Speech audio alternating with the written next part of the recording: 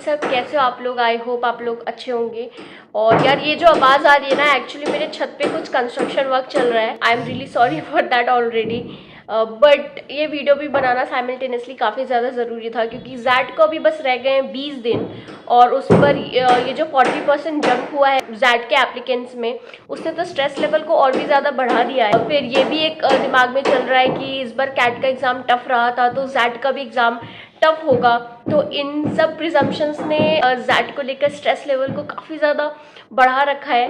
तो मैंने सोचा कि चलो एक वीडियो लेकर आते हैं और जितने भी जैट के एस्पिरेंट्स हैं उनकी मोरल को बूस्ट किया जाए। At this point of time don't make any presumptions, because आपके हाथ में अभी बस इतना है कि जो 20 दिन रह गए हैं उसमें आप अपना बेस्ट दो। एंड ऑलवेज रिमेंबर, जिन लोगों का कैट अच्छा नहीं गया है, you still have a chance कि आप जैट में अच्छा परफॉर्म करो। So don't lose your hope and stick to the and.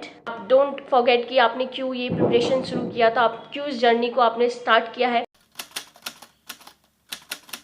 अब हम बात करते हैं जैट के एग्जाम पैटर्न के बारे में। So there are two types of questions that appear in ZAT. First is MCQ question, second is descriptive essay question. Total 100 MCQ question होते हैं और ये उसका डिस्ट्रीब्यूशन है। आप वीडियो को पॉज करके स्क्रीनशॉट ले लो, आपके लिए आसान रहेगा। ये जो 100 क्वेश्चन है सारे के सारे 1 मार्क ईच के होते हैं। और सबसे इंपॉर्टेंट पॉइंट जो आपको नोट करना है, अगर आप 8 क्वेश्चन से ज़्यादा अनअटेम्प्ट छोड़ते हो तो आपका नेगेटिव मार्किंग है 0.10 मार्क का। And this are some of the top colleges that accept that score. आप वीडियो को अगेन पॉज करके इसका स्क्रीनशॉट ले लो। तो यहाँ पे आप पहले ये समझो कि कैट में 3 सेक्शन होता था। बीएआरसी का आपका एक सेक्शन है, एलआरडीआई का एक सेक्शन है एंड क्वांट का एक सेक्शन है। जैट में verbal and your logical reasoning comes into 1 section and data interpretation and quant come into 1 section. तो कैट में 3 सेक्शन हुआ करते थे और जैट में 2 सेक्शन होते हैं। अगर तो आप एक्सिलराई लुकआउट कर रहे हो तो आपका हर सेक्शन में इक्वली गुड होना इज अ मस्ट, ठीक है। अगर आप सारे सेक्शंस में अच्छे नहीं हो तो my suggestion would be choose 1 section out of verbal and quant. यहाँ पे जब मैं वर्बल और क्वांट यूज कर रही हूँ, विच मीन्स कि वर्बल में मैं वर्बल प्लस लॉजिकल रीजनिंग की बात कर रही हूँ, और जब मैं क्वांट बोल रही हूँ तो इट मीन्स कि मैं क्वांट प्लस डेटा इंटरप्रिटेशन की बात कर रही हूँ।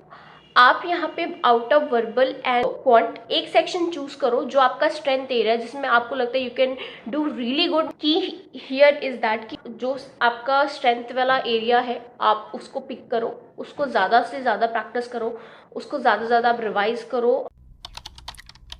बात करेंगे डिसीजन मेकिंग सेक्शन की, तो यार मैं कहूँगी ये सबसे ज़्यादा डिफिकल्ट सेक्शन भी है और इजी सेक्शन भी है। डिफिकल्ट इसलिए क्योंकि most of the XAT takers होते हैं वो सबसे ज़्यादा फंबल इसी सेक्शन में करते हैं, क्योंकि यहाँ पे प्रैक्टिस की काफ़ी कमी रहती है।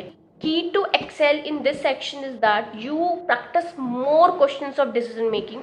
20 दिन रह गए तो at least 50 to 60 question daily practice करो डिसीजन मेकिंग का, and this is the only way you can do well in decision making. और सेक्शनल कट ऑफ भी है तो you can not ignore this section, you have to give equal time to this section as well, right. अब हम बात करते हैं essay writing की। आपको 3 ऑप्शंस मिलते हैं, ठीक है। Out of that you have to choose 1 topic and write on that. तो again it's about selection, choosing the right set of questions, ठीक है। यहाँ भी एक मिथ है कि आपको अपनी वोकैब दिखानी है या फ्लावरी लैंग्वेज यूज करना। No, that's not the case. Key here is that कि आप अपने आइडिया को कितनी अच्छी तरीके से एक्सप्रेस कर रहे हो। कोई एम्बिग्यूटी नहीं होनी चाहिए कि आइडियाज क्लियरली उसमें से रिफ्लेक्ट होनी चाहिए, okay. And for essay writing what you can do is कि आप PYQs देखो और उसमें देखो कि किस तरह के टॉपिक्स जैट में पूछे गए हैं and try to write essay on those topics, ठीक है। सबसे लास्ट सेक्शन है विच इज जीके सेक्शन, जिसमें सबको ज़्यादा डर भी लगता है और आपने शुरू से फॉलो नहीं किया है करंट अफेयर्स। कॉम्प्रिहेंसिव सोर्स उठाओ जहाँ पे आपको एक जगह पे सारा मंथली करंट अफेयर्स मिल जाए। फॉर एग्जाम्पल मैं कहूँगी आप यूपीएससी की जितनी भी इंस्टीट्यूट की वेबसाइट है आप ज़रूर चेकआउट करो। एक सोर्स रिकमेंड भी करना चाहूँगी, आप दृष्टि IAS की वेबसाइट को जरूर चेक करूँ। मैं कोशिश करूँगी कि उसका लिंक डिस्क्रिप्शन में डाल दूँ। टाइम आ गया है कि हम गृह मंत्र डिस्कस करें to crack that in 20 days। Focus on your strength area. मैं रीआइटरेट करूँगी इस चीज़ को कि focus on your strength area. अभी 20 दिन रह गया, यू डोंट हैव टाइम कि आप अपने वीक एरियाज पे काम करो और उसको इम्प्रूव करो, ठीक है। You don't have time to learn new things. You for example आपका कौन सेक्शन में arithmetic section is your strength area, arithmetic के ही क्वेश्चंस को बार बार रिवाइज करो एंड सॉल्व करो, ठीक है।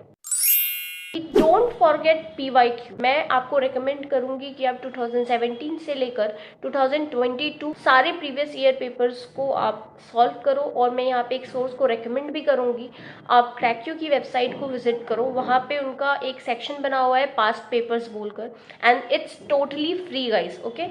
आप वहाँ उनके पास पेपर्स वाले सेक्शन को चेकआउट करो, वहाँ पे जैट के सारी आर्काइव मिल जाएगी और आप वहाँ से जो प्रीवियस ईयर पेपर है उसको एज अ मॉक भी दे सकते हो।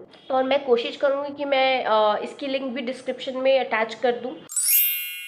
Take at least 10 mocks before exam. अभी 20 दिन रह गए हैं, अगर आप ऑल्टरनेटिवली भी मॉक देते हो तो आप आराम से 10 मॉक्स दे लोगे।